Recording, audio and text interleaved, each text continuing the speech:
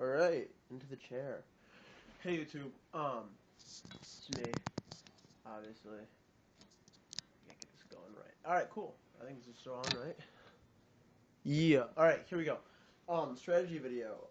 Sorry, I just woke up and I'm kinda gross and I just kinda got a cold. I'm not dying, just a little inconvenient. So, I'll talk to you about strategy, and today I want to talk to you about end of time procedure and what a lot of people can use to win in that situation, or at least draw it out. Because I don't know if you guys know this, I was just recently informed that Konami's changed its policy, and now there can be draws.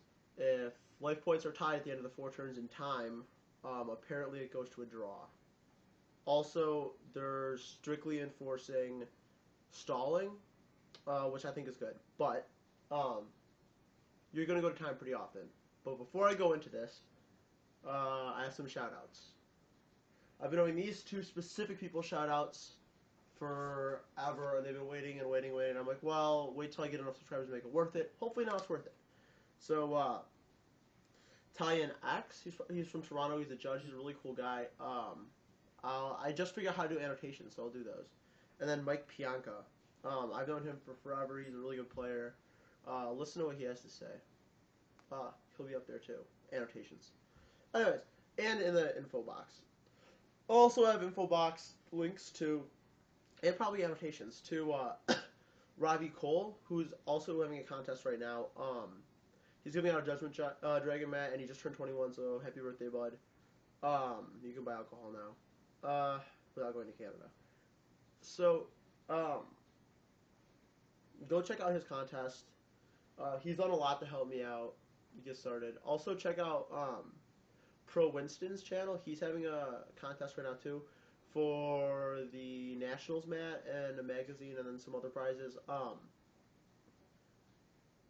I just give him a check him out, enter his contest, subscribe to him. I pumped him up before, but I mean, he and I both basically started in kind of the same way on YouTube. You know, we kind of busted onto the scene like just like a year or 2 ago. We're more recent players that you'd see featured and stuff, and we both kind of grew at the same rate, with the same way. We both kind of joke around rather than always talking about Yu-Gi-Oh, though we can be serious. So, that being said, check those guys out, sub to them, enter their contests. Alright, now, time for the meat of the conversation. My overwhelming response on your contest, you guys wanted to see deck profiles. So tonight I am going to check out some deck profiles to get you on that. But a lot of you also wanted strategy vids, and this is going to help you guys out a lot if you didn't already know this. Now, at a major event, you guys know that there's a clock. Alright? There's always some place that they're holding to show you where the time is, usually. I mean, sometimes they have it, but that's just the worst events ever. Like, they'll usually have a clock. Now, you can't, they've been better about this now, but you can't always sit facing the clock.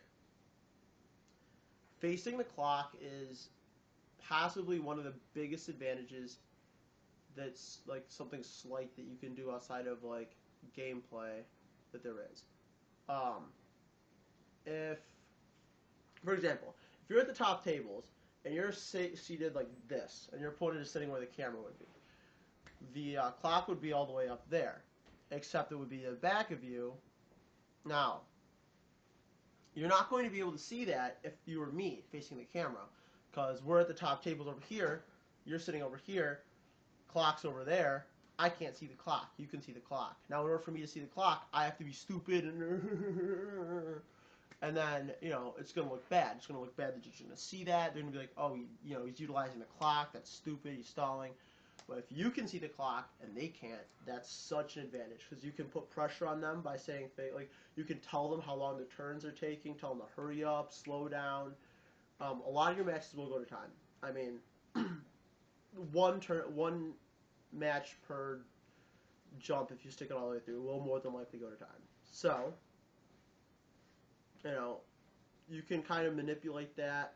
I'm not saying you have to stall. I'm not saying to stall, but I'm just saying you can watch the clock to know when your opponent's stalling. You can watch the clock to know what plays to make at that point in the match. If there's 2 minutes left, you don't want to stall them. If there's 2 minutes left, you don't want to necessarily activate your solemn warning, solemn judgment, take a Gore's play. You don't always want to do that. You want to maybe set your tomato pass.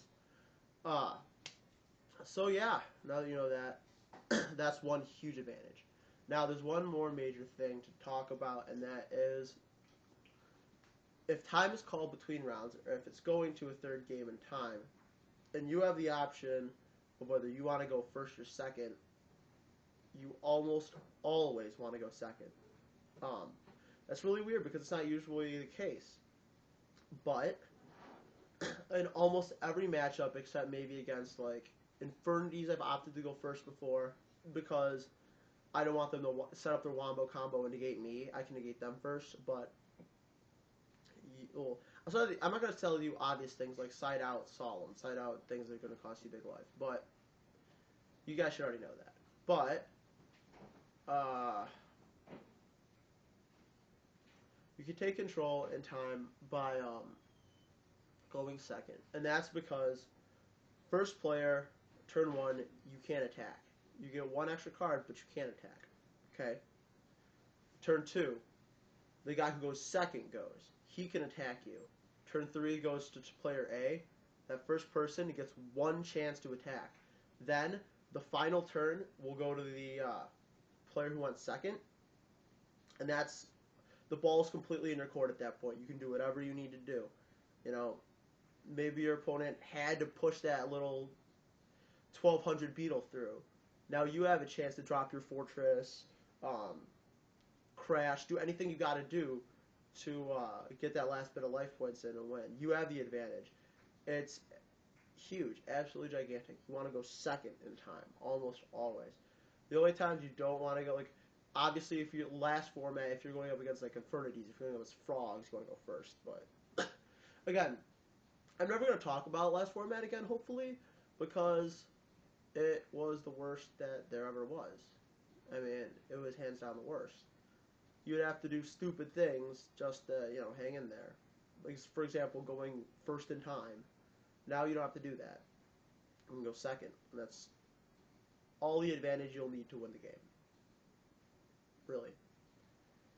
For example, like, your opponent on turn 3 may try to just bring it to the draw. They might try to just bring it to the draw. And you have the chance to beat them on that. My phone just went off, so I'm pretty sure you heard that. But, if they're trying to go for the draw, you can go on the offensive if you know that you're going to be able to bust them up and get in there. I mean, with double cylinder, you got to watch yourself, too. I mean, I'm sure there are going to be idiots who side that stuff in. Ceasefire and cylinder for time with the new time procedures the way they are. So, look out for that. But, 2 lessons to learn from this vid. Well, 3, subscribe to these people. But, other 2, watch the sit in the position in which you can see the clock. Always. Always, always, always. Second of all, when going into time, you want to go second. Always. Well, unless you're, again, against Infernities or something. And by then you know. Clearly they're not going to be able to side out of Infernities and into, gadgets. But, always want to go second.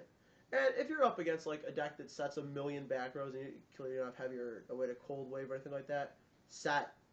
They can't attack. You can easily draw out the draw. Anyways, so yeah, there's that. You gotta be smart.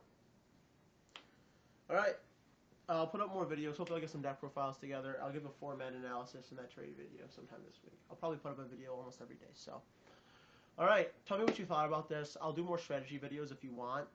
Talking about things like reads, talking about how to make the read, how to play around it, all kinds of stuff like that. But this I wanted to give you the slight advantage on time. So there you go. See ya.